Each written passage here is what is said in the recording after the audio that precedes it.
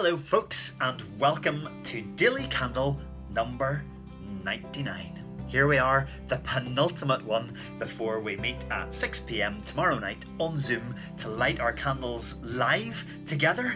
And so this is the last time I'm sitting down with my phone on my wee tripod, sitting getting ready for a 6 o'clock broadcast. And it's been quite a weekend. It has been quite it's been almost a little bit overwhelming to realise just what friendships we've made and what connections we've forged, and just what I think these daily candles have been for me, definitely, and I hope in some small ways for some of you over these last 99 days. So apologies if tonight's is a little bit of an epic. Just a couple of things just to kind of put together.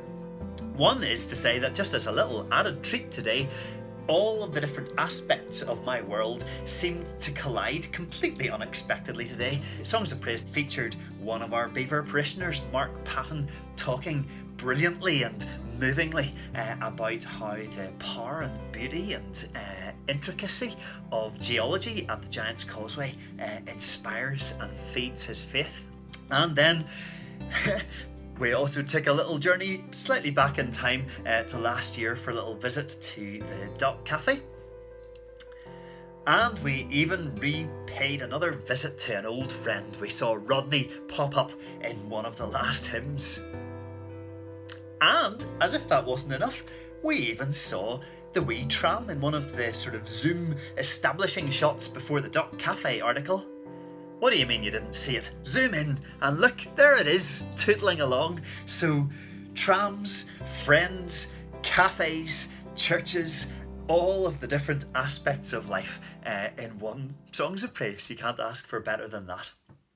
Now for tonight, for Daily Candle 99, this is our last regular Daily Candle broadcast to go live on Facebook at 6 p.m.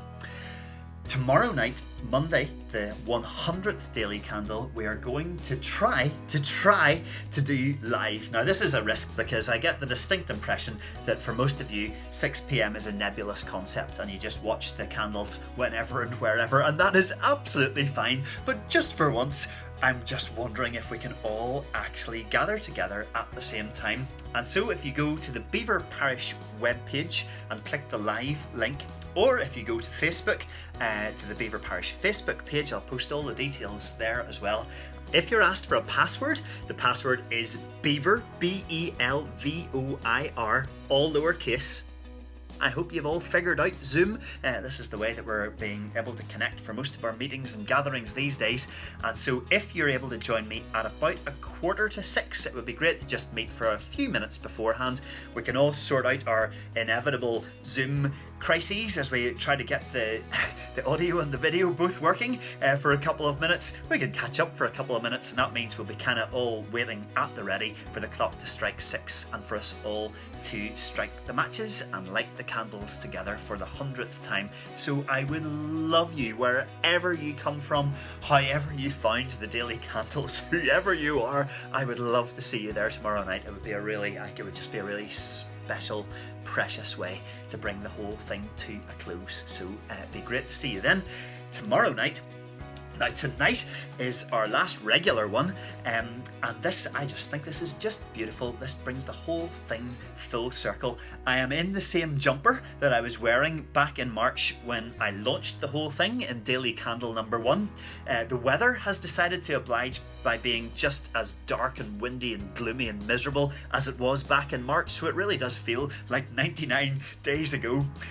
And for our last candle at 6 p.m, we are going to go back to one of our very first candle contributors, because back in those early days I didn't really expect people to get involved in the way that you have done. It's been a pleasure and a wonder to me that you have, as time has gone on, started to think to yourselves, I'll take a wee tour around the garden, or I'll go out for a bike ride, or when I'm doing this jigsaw, or when I'm out on the farm like yesterday, whatever it may be, you've taken a little film and sent it through, and we've been able to share our stories and our situations and the things that have inspired us and given us hope over these last 99 days, and it's just been brilliant. And one of the very first people to do that was Helen, who sent us through a tour of her garden way back, might have been end of March, start of April.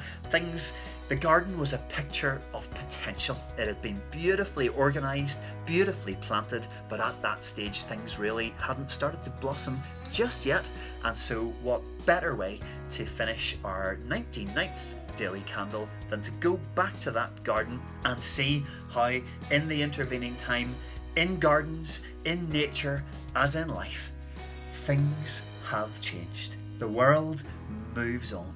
Life blossoms. Colour is starting to radiate out from all these beautiful plants and flowers. So as Helen shows us around, let this garden speak to you of what we've all seen and what we've all lived through and what we've all prayed for these last 99 days. Good morning and welcome to my garden on Thursday the 25th of June at 8 a.m. You can hear the wren singing in the background. Lovely fine wee planaria. And among the yellow poppies is a sly dandelion. Just let it stay. It's not doing any harm. No. Lots more poppies here. Right there, Ted? Yeah. And the biggest poppies have taken a bit of a battering.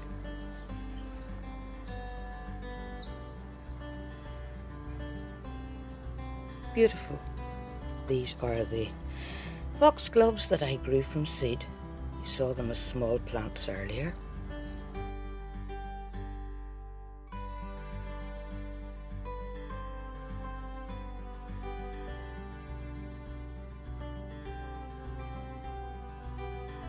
But here we have the geraniums really starting to come into their own now. The Roseanne, the way it tumbles down there, stretches out. The whole secret, I think, is just to let your plants get so big that the weeds don't get a chance.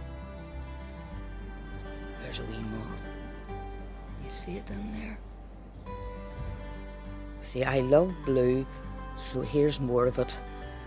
And these beautiful stately delphiniums. There's a bee enjoying the perennial cornflower. A rose about to come out. Small campanula was a gift from a friend. Some seedlings to honesty, and in the middle a sunflower, which I think actually came from the seed scattered for the birds. Small bird baths, a bit like Goldilocks. Small, big and biggest. And finally, the buddleia, which is going to have lovely flowers soon for the butterflies. And there we have it. All in a lovely sunny morning. And the house martins are fluttering and flying around, gathering food for the babies in the nest. Thank you. And thank you, Helen, and thank you, people of the Daily Candle, and thank you, Lord in heaven, for 1,000 answers to this little prayer. For light in a dark world, and hope in a fearful heart, and peace in a troubled soul.